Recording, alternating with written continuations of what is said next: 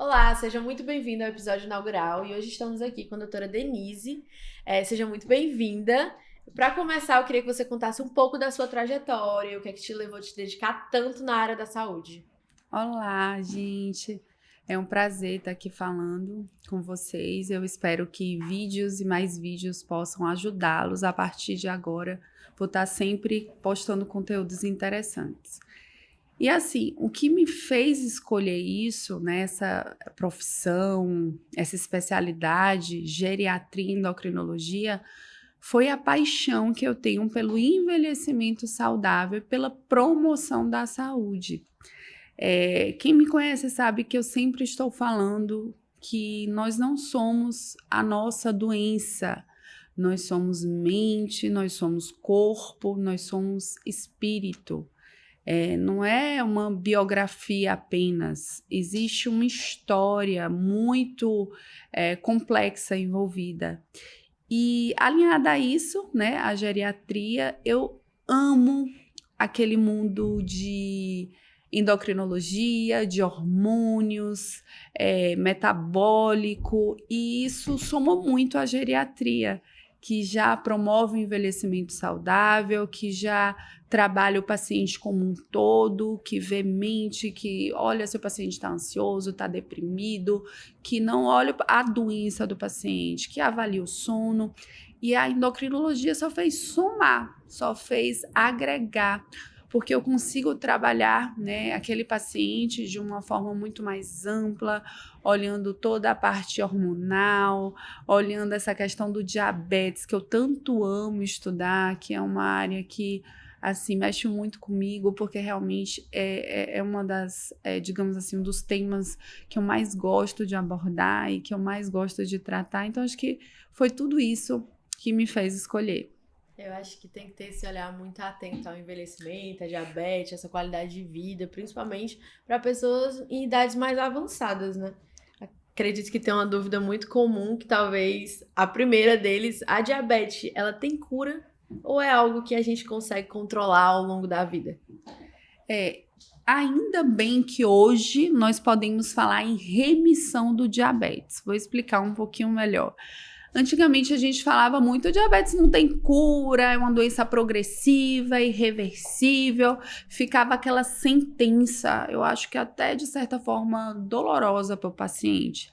Mas hoje, assim, com muita segurança, nós podemos falar em remissão do diabetes. E o que seria isso? Seria colocar o paciente naquela condição de normoglicemia, né? A glicemia prévia ao diabetes, aquela glicemia considerada normal, em jejum menor que 100. Então, é possível ter a remissão. Por que não falar tão fortemente a palavra cura? Uhum. Porque a remissão diz o seguinte: o diabetes está dormindo, está ali bonitinho. Eu vou falar de estudos que você vai compreender melhor.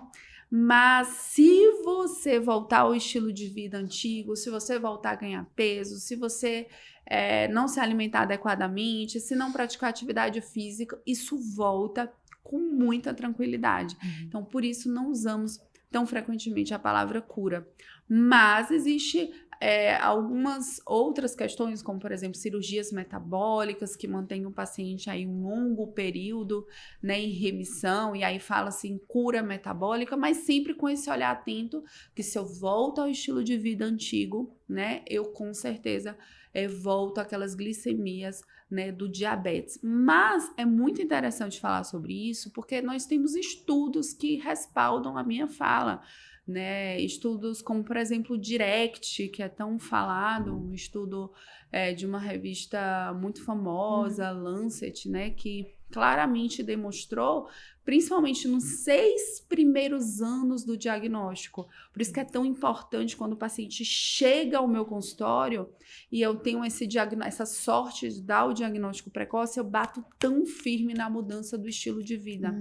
Porque esse estudo mostrou exatamente isso. Ó, se no início ali do seu tratamento você claramente mudar, né, melhorar a alimentação, praticar atividade física e principalmente perder peso, sem dúvidas, nós, nesses estudos, né, nesse estudo mostrou que teve sim uma remissão muito importante, principalmente quando abordava ali 10 a 15 quilos de peso perdido. Para Nossa. você ter uma noção, os pacientes chegavam a metade dos pacientes a entrar em remissão, ou seja, metade dos pacientes voltavam à glicemia, normoglicemia. Então, sim, é possível o paciente voltar às glicemias anteriores quando tem essa perda importante de peso, quando tem uma alimentação saudável, quando pratica atividade física. É muito legal porque tira essa visão de sentença mesmo que você estava falando da diabetes, né? Uma coisa que... E quando o familiar tem a doença, eu acho que é uma preocupação imediata, porque, por exemplo, meu pai, ele tem diabetes, meu avô, ele tinha diabetes. Aí você fica, será que eu vou ter também? E aí já bate esse desespero, assim. E sim, é normal ter esse questionamento. Sem dúvidas, aumenta o risco. Nós sabemos que, por exemplo, se você tem um familiar, um pai, né? Isso aumenta muito. Você vai aumentar o risco em 40% de ter diabetes. Se tem seu pai, sua mãe, isso aumenta ainda mais. Mas eu gosto de enfatizar não essa questão de aumentar o risco. Eu gosto de enfatizar como prevenir, porque não é uma sentença novamente. Você aumentar o risco não quer dizer que você vai desenvolver, né? Porque se você, por isso, graças a Deus, nós temos a epigenética, que é o quê? Novamente, se você muda o seu estilo de vida, se você pratica atividade física, se você perde peso, isso não vai ser o seu destino, né? Você não necessariamente vai desenvolver o diabetes, você tem sim, sem dúvidas, a chance de não vir a desenvolver. Mas se você tem a genética, né? Porque nós sabemos, é poligênico, é multifatorial, o diabetes, o que eu posso fazer para não desenvolver, né? Qual é meu ponto de partida nisso? Outro estudo bem interessante, né? Nós falamos agora do Direct, mas também tem um Look Ahead que fala exatamente sobre isso. O estudo Look Ahead é um estudo muito grande, multicêntrico, mais de 5.000 pacientes, um acompanhamento muito longo, 10 anos de acompanhamento, e que mostrou novamente que quando você muda muito o seu estilo de vida, tem uma alimentação saudável, pratica atividade física, consegue uma perda ponderal, né, uma perda de peso significativa, você entra sim em remissão do diabetes. Então, assim, eu acho que mais do que falar desse destino, dessa sentença, meu pai tem, o que eu posso fazer, mesmo que eu venha a desenvolver?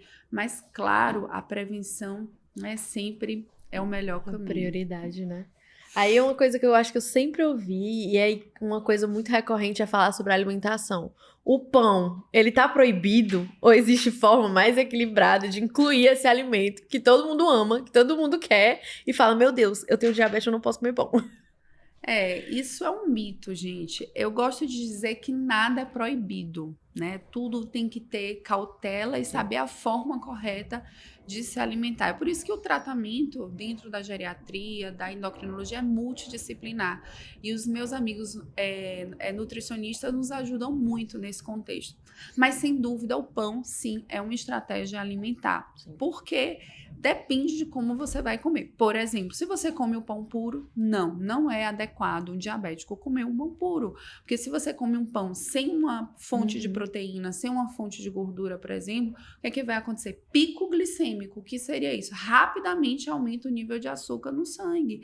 Isso vai aumentar a sua glicemia, não tenha dúvida. Se você medir sua glicemia 2 horas após, né, comer aquele pãozinho carioca, comer aquele pãozinho tão gostoso de sal, vai aumentar a sua glicemia. Isso é fato, isso a gente sabe. Então, o que eu posso fazer para comer meu pão? Colocar uma fonte de proteína, né? Por exemplo, ovo, queijo, né? Seria uma boa estratégia. Ai, doutora, aí sempre tem aquele questionamento. E precisa ser o pão integral?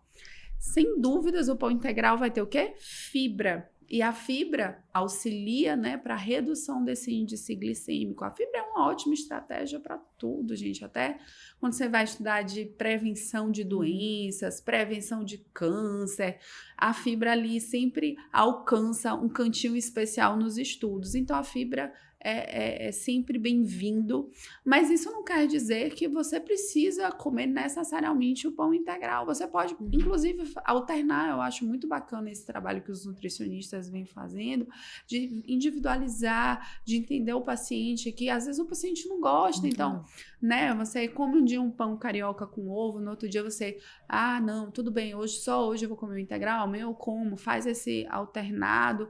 Então, acho que tudo na vida é o equilíbrio. Sim. Então, é a forma com que você vai comer seu pão. Se você coloca uma proteína, tá tudo certo. Se tá dentro de um plano alimentar adequado.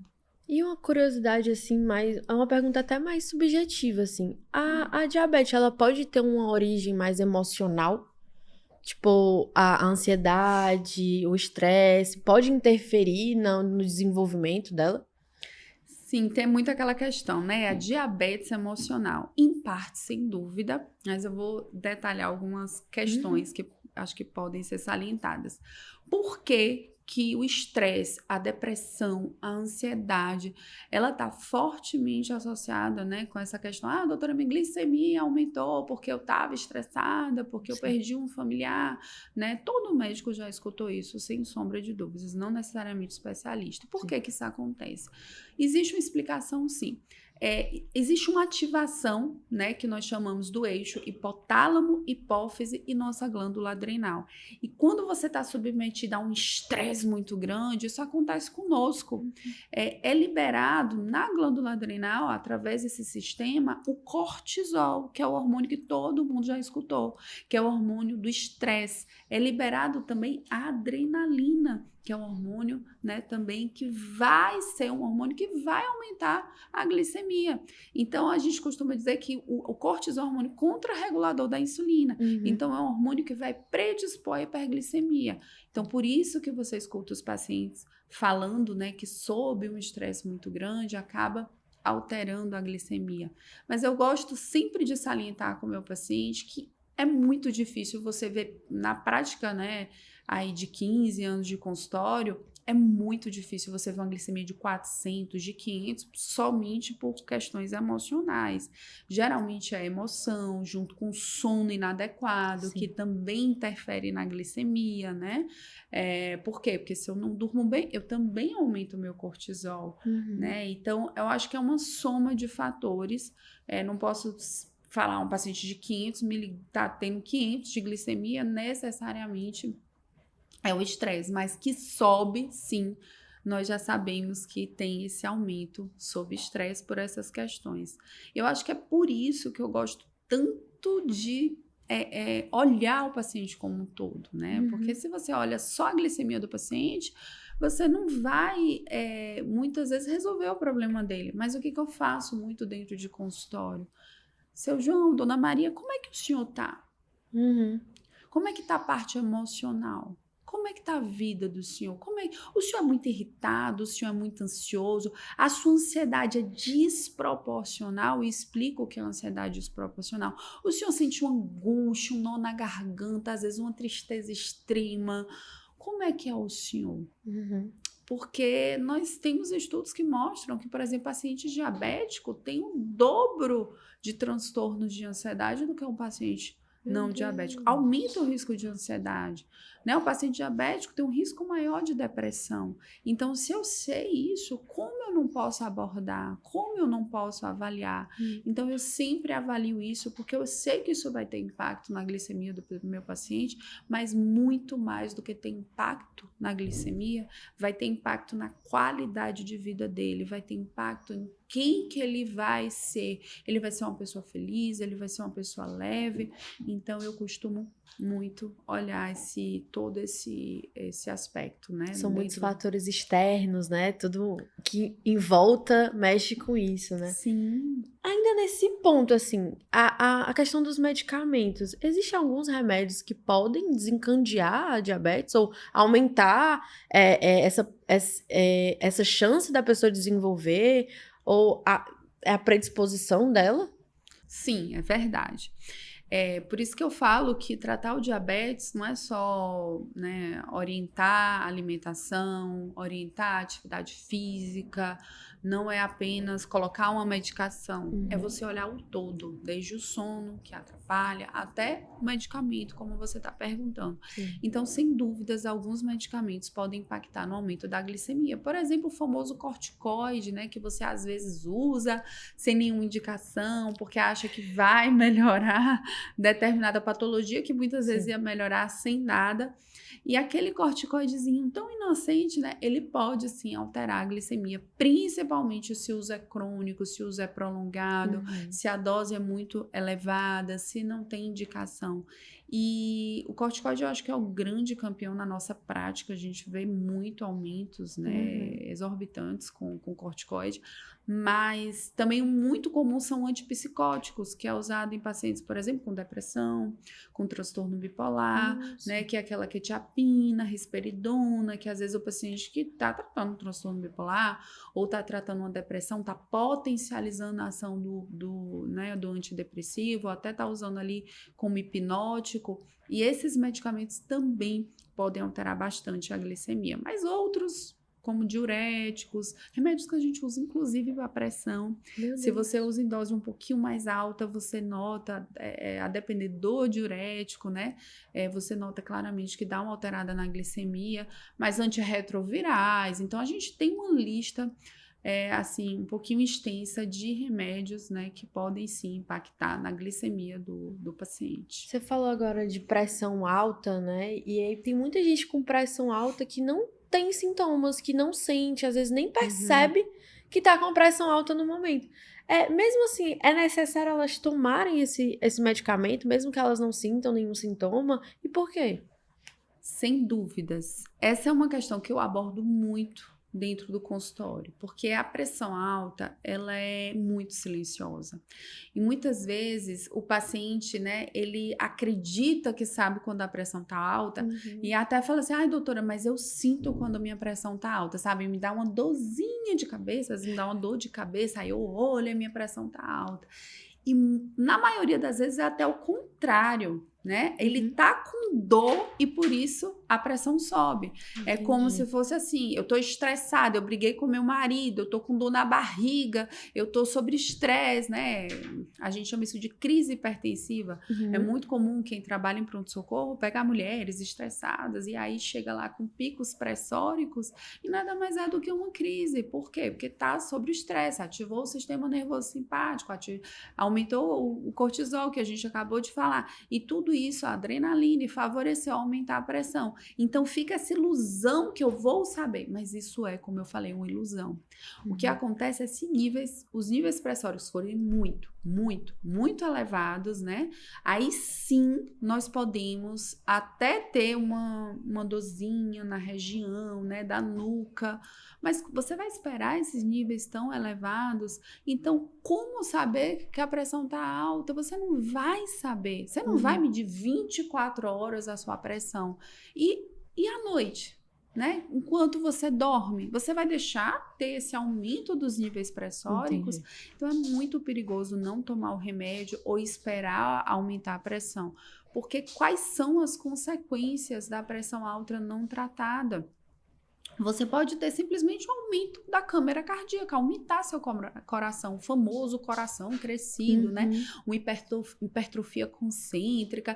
E daí, doutora, que aumente meu coração? E daí que você vai chegar com 75 anos, não vai conseguir ir até a porta, porque vai sentir falta de ar, porque você tem coração crescido, porque você tomou, né, uma péssima escolha de não tomar o seu remedinho da pressão, né? Você decidiu, né? Não é que você tomou, você decidiu não tomar a medicação. Então, isso é muito inadequado. Fora isso, você pode impactar o seu rim, né? Você pode simplesmente danificar o seu rim e, né, daqui a pouco tá dialisando e, meu Deus, eu entrei em diálise e diminui muito a qualidade de vida, e porque você tomou, né, essa decisão de não tomar seu remédio de pressão, ou simplesmente, né, ter um AVC, ficar sequelado, né, ter um AVC súbito e passar a depender de terceiros, né, que é o que eu tanto falo dentro de consultório, que é promover autonomia, independência. e porque você tomou a decisão de tomar o remédio só quando a pressão tá alta. Só quando tem a dorzinha. Só quando tem a sente a dose, ou dorzinha. quando verifica e tá alta. Então, Uhum. os impactos são muito negativos. E eu acredito, assim, que uma das patologias que a gente vem mais falando, né, nos últimos anos, principalmente nos últimos 7, 8 anos, que tem um impacto muito negativo, eu diria que é as demências, né? Quando você não trata a pressão. Um dos grandes fatores de risco da demência, tanto de Alzheimer como demência vascular, que é aquela doença que tira a sua autonomia, né, nas fases mais avançadas, a sua independência, né, a sua funcionalidade. E aí, qual é o fator de risco? É a pressão alta não tratada. É claro que tem a escolaridade, né, que é um grande fator de risco, Sim. até a audição e outras, mas a pressão alta e a diabetes que a gente está falando aqui no podcast, elas são grandes fatores de risco. Então, acho que a gente tem que ter um alerta assim, muito grande. Por favor, trate sua pressão, tome sua medicação todo dia. E eu diria mais, não só tomar sua medicação todo dia, mas estar verificando a pressão com uma certa frequência, né? Para que não necessariamente aquela medicação que você toma de manhã e à noite está surtindo efeito. Tem esse acompanhamento de se tá surtindo esse efeito, né? Até porque, como você falou, às vezes é só um detalhe que a pessoa não toma e tem uma consequência muito grande no futuro. A gente tá falando muito de fatores mais físicos, assim, e uma dúvida que veio pra mim, assim, é essa depressão em idosos, né, em idades mais avançadas, elas têm como se manifestar por meio de sintomas físicos nela? Quando a gente fala muito de pressão alta, fala muito de diabetes, são coisas realmente que acabam se tornando bem físicas, mas quando a gente fala de depressão ou de algum sintoma mais relacionado à saúde mental dessa pessoa, tem como ela sentir fisicamente? Muito frequentemente. Nossa. Eu diria que, inclusive, muito frequentemente. Tanto a depressão como a ansiedade, ela causa sintomas físicos. Que sintomas físicos? Tensão, principalmente aqui nessa área, né, da região cervical, trapézio, é muito comum essa tensão muscular. Dores crônicas, é aquele paciente que fala assim, doutor, eu tô com dor no meu corpo todo e ninguém descobre a causa. Sabe o que é ninguém? Não tem remédio, não tem, eu tô tomando isso, tô tomando aquilo, eu não sei mais o que fazer. É aquele cansaço, aquela fadiga, é a sensação assim de que você tem um trator em cima de você. Ai, doutor, acho que minha vitamina tá baixa, eu acho que eu tô, né? Enfim, é muito comum esses sintomas. Sim. E assim, eu costumo sempre falar para o paciente que eles muitas vezes dão muita importância, né, a tratar a dor, mas quando a gente começa a questionar sobre a tristeza, a angústia, eles meio que acham que isso não é tão importante. E no paciente idoso ainda tem um adendo que eu gosto de salientar. É ainda mais difícil e perceptível, por isso que a gente tem a obrigação de fazer a triagem da depressão. Porque eu costumo dizer que a depressão e a ansiedade jovem grita, sabe? Até o vizinho às vezes sabe, Sim. né? Aquela tristeza, aquela angústia, aquela depressão, aquele olhar triste, aquela irritabilidade, aquela mulher que não tem paciência, grita, né? Aquela coisa que eu brinco que é visível. Mas a depressão idoso, a ansiedade idoso, ela pode ser muito mais, assim, se você não rastrear, silenciosa, invisível. né? Eu costumo até brincar invisível, porque o paciente vai ficar mais apático, mais quietinho, mais reprimido no cantinho dele, isolamento social, que inclusive é um fator de risco para Alzheimer. É aquele paciente que muitas vezes vai alterar a memória, vai ficar esquecido. E aí você vai dizer, esse paciente que é uma alteração de memória, né? Que é tão comum. Ele tá com Alzheimer. Às vezes é a depressão, às vezes é uma ansiedade grave. Então, são muitos sintomas físicos, sem dúvidas. E a própria diabetes que a gente tanto tá falando, né? Ela pode né, ser, muitas vezes, o paciente não tá sabendo lidar com a doença, e aí é um fator a mais para precipitar de estresse, assim, né? Um quadro, né? A gente falando de envelhecimento, você falou um pouco agora da diabetes também. A insônia, ela é algo que é muito comum no idoso, né? E ela pode ter um sinal de que alguma coisa está fora do lugar, especialmente no caso de quem tem diabetes, o fato dele ter essa insônia, dele dormir mal, até do cortisol que você falou também, Sim. pode ter essa interferência de tem alguma coisa fora do lugar, principalmente para pacientes diabéticos? Sim, são várias questões. Eu acho que a gente pode fazer um podcast, inclusive, só sobre insônia, que dá 1 hora de podcast. Mas, assim, a insônia, por exemplo, é o paciente diabético descontrolado. Ele pode ter noctúria, que a gente chama, que é fazer muito xixi à noite. Isso vai atrapalhar o sono dele. Uhum.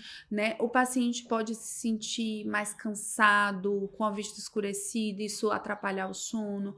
O paciente diabético é um paciente que muito mais frequentemente está acima do peso, até tem obesidade. Sim. E aí a obesidade leva junto outras doenças, como por exemplo a apneia obstrutiva do sono, que vai atrapalhar o sono do paciente, porque simplesmente tem uma obstrução à passagem do ar. E o paciente acha que está dormindo bem, mas na verdade não está oxigenando adequadamente. Aí ele vai roncar muito, né? Vai ter pausas respiratórias à noite e geralmente incomoda até mais né, quem está dormindo do que o próprio paciente, porque ele nem percebe que tem insônia muitas vezes. Ele só se sente extremamente cansado no outro dia. Uhum. Então, o paciente diabético descompensado pode atrapalhar muito a qualidade de vida. Mas quando eu falo do paciente idoso e diabético, ainda tem outras questões, porque o idoso, ele já tem um sono mais fragmentado pelo próprio envelhecimento. Ele tem aquela questão que a gente chama avanço da fase do sono, que é o quê? 8 horas da noite, eu tenho um sono insuportável, mas 1 hora da madrugada eu tô acordado. Né? Então, ele tem um pouquinho mais de dificuldade de entrar no sono profundo, no sono REM. Então, aí eu tenho um paciente idoso, que ainda é diabético, então são quadros que se somam. Aí, às vezes, tem uma depressão, uma ansiedade, que piora ainda mais tudo isso, né? Que é um fator de risco muito grande para insônia, que aumenta muito o risco cardiovascular. Então, acho que esse olhar atento do geriatra, do endocrinologista, para ver o que tem por trás, tá? Tem uma glicemia alterada, eu tenho que consertar essa glicemia. Sim. Mas é um paciente que também está deprimido, está ansioso. Será que ele tem apneia do sono? Então, se tiver apneia do sono, será que ele precisa de CPAP para dormir? E será que ele tem síndrome das pernas inquietas? E o coração dele? Ele tem pressão alta também. Será que é o coração que está crescido e aí ele não está dormindo bem porque ele está com ortopneia, está com dificuldade para respirar à noite? Então, são muitas questões que a gente aborda. Muitas vezes é um remedinho que nós prescrevemos e que coloca à noite e atrapalha o sono do paciente. Um descongestionante nasal que você passou para outra questão e está atrapalhando o sono do paciente. É um remédio de pressão, beta-bloqueador, que a gente usa tanto para pressão, para coração, para isso. E aí você faz um manejo, joga o remédio para de manhã. Então, assim, a insônia tem muitas questões que precisam ser avaliadas. Mas, assim, a gente não pode menosprezar, não pode achar que é um ponto que não é crucial na consulta. Eu sempre dou muita importância, porque quando você vai em congresso de geriatria, quando você vai se atualizar e você vai estudar a promoção de envelhecimento, a alimentação, a atividade física e o sono, eles encabeçam, assim, de uma forma muito intensa, né? Essa questão de promover saúde, né? De um projeto de envelhecimento saudável. Então, sim, é muito importante o sono do paciente. São muitos detalhezinhos que, se unindo, eles dão um diagnóstico, ou então uma coisa interfere na outra. É uma reaçãozinha em cadeia, assim, que você tem que ter muito cuidado com isso. E para quem não tem o diagnóstico, assim, mas está atento aos sinais do corpo, quais são os primeiros sintomas que pode indicar o início de uma diabetes? O que é que vale observar, assim, em primeiros momentos, assim, essas sensações do corpo? Pronto. O diabetes, na grande maioria das vezes, é uma doença silenciosa. Então, por exemplo, se você tem um pai ou uma mãe que é diabético, não tenha dúvidas, você tem que fazer uma triagem até 35 anos já tem que estar fazendo uma triagem anual, vendo glicemia de jejum, hemoglobina glicada, né? Isso é importante. Mas se tem fatores de risco, é hipertensa, tem obesidade, a gente fala para verificar até muito antes dos 35 anos. mas não sendo silenciosa, porque com o avançar das glicemias, às vezes você não vai verificando, você não vai tendo esse cuidado, não vai fazendo exames anuais, ele pode dar o quê? Tontura. Então, nem toda tontura é labirintite, né? O médico não especialista, tontura, labirintite, tontura. Não, às vezes é uma alteração metabólica, é uma diabetes descontrolada, é uma vista escurecida, né? Às vezes a vista fica um pouquinho mais escurecida. Com o avançar da doença, você pode começar a ter muita sede, né? Que a gente chama polidipsia. Você pode fazer muito xixi ao longo do dia, a gente chama poliúria, ou noctúria, né? Que ficar acordando à noite para urinar. São sintomas que podem acontecer. Além disso, se você não vai tratando, ou você tem um diabetes, né, com tendência a cetoacidose, você pode até perder peso, né? Você começa a ter insulinopenia, a redução da insulina mesmo, né? Que é o hormônio que coloca a glicose para dentro da célula. Sim. E aí você percebe o paciente perdendo peso, né, por conta da diabetes. Mas também pode dar polifagia, aumentar o apetite. Então, é muito importante, se tem esses sintomas, né, falar com o seu médico, fazer a glicemia de jejum, a hemoglobina glicada, né, para prevenir, né, uma piora e complicações futuras. Já fiquem atentos aos sintomas e procurem o médico de vocês, pelo amor de Deus, né? Por fim, uma curiosidade que tem ganhado muita força nas redes sociais e preocupa muita gente, é verdade que dormir mal pode engordar? Tem essas questõezinhas que a gente acaba vendo e existe mesmo essa relação entre o sono, né, de má qualidade com ganho de peso? Existe. Né? Por que nós falamos muito claramente sobre isso, né? Porque quando você dorme mal, o que acontece? Você atrapalha a sua produção hormonal normal, natural.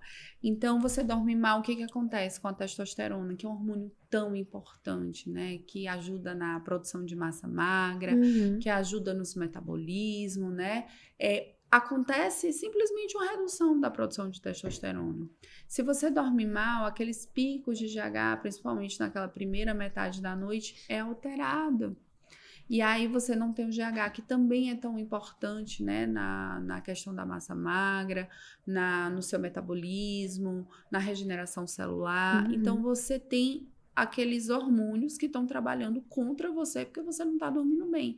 Não bastando isso, você também aumenta a grelina, que é o famoso hormônio da fome, né? Que quando a grelina está aumentada, você aumenta o seu apetite e reduz a leptina, que é o hormônio da saciedade. Ou seja, se você dorme mal, você vai ter mais fome e vai sempre estar, né? Não vai estar saciado com tanta facilidade. E nós temos estudos que demonstram claramente que a pessoa que dorme mal, ela tem um consumo calórico maior. Então, vai ser aquela pessoa que vai aumentar a quantidade de caloria consumida. Isso na prática clínica a gente vê muito, né? O paciente que dorme mal acaba sendo aquele comedor noturno, né? Sim. Que nós temos padrões alimentares na obesidade. Nós sempre tem que ver o padrão alimentar do paciente é beliscador, ele tem um transtorno compulsivo alimentar periódico, é um padrão hiperfágico, é aquele pratão, né, que ele come. Ele é um comedor noturno e você nota muito que esses pacientes que dormem mal, eles têm um padrão mais de comedor noturno. Sim. Então, isso impacta, sim, na quantidade de caloria. Se o paciente não dorme bem, ele tá com cortisol alto, que é um hormônio também que vai atrapalhar essa questão do peso. E o cortisol tá alto, o que vai levar? Fadiga, cansaço, indisposição. Eu vou querer fazer atividade física, eu tô cansada, eu tô indisposto. Aí esse paciente vai acreditar o que? Eu tô com deficiência de vitamina, eu tô com hipotiroidismo, né? E na verdade ele precisa regular o sono para ter mais disposição, para ter, né, sentir que o outro dia está rendendo e praticar a sua atividade física, que é tão importante para acelerar o metabolismo do paciente e, claro, perder caloria, promover um envelhecimento saudável. Doutora, muito obrigada por esse bate-papo, foi muito rico, todas as informações, acredito que o pessoal que está escutando a gente também achou. Agora eu só quero que você passe uma mensagem para o público e diga como é que eles possam te encontrar. Então, gente, eu espero que a partir de então, como eu falei, vários conteúdos serão postados, eu espero que vocês fiquem ligados, tanto no YouTube como no meu Instagram. tá aqui, doutora.denisenilo_, vocês podem me encontrar lá, inclusive marcar a consulta pelo link da bio, só clicar lá no link, vai ser direcionado para marcar a consulta e será um prazer atendê-los. E tem novidade vindo por aí. A partir de então, eu estarei no Instituto Forte, na clínica do meu amigo, Dr. Felipe Brasil, atendendo junto, agregando lá, junto com outros colegas. Vou estar atendendo lá geriatria, endocrinologia. Eu tenho certeza que vocês serão muito bem recebidos na nova clínica e é um prazer ter tido esse papo e fiquem ligados que teremos muitos outros assuntos interessantíssimos. Se você chegou até aqui, quer dizer que esse conteúdo foi de suma importância para você. As redes da doutora estão aqui na descrição e continue acompanhando ela tanto no Instagram como aqui pelo YouTube. Tchau, até a próxima!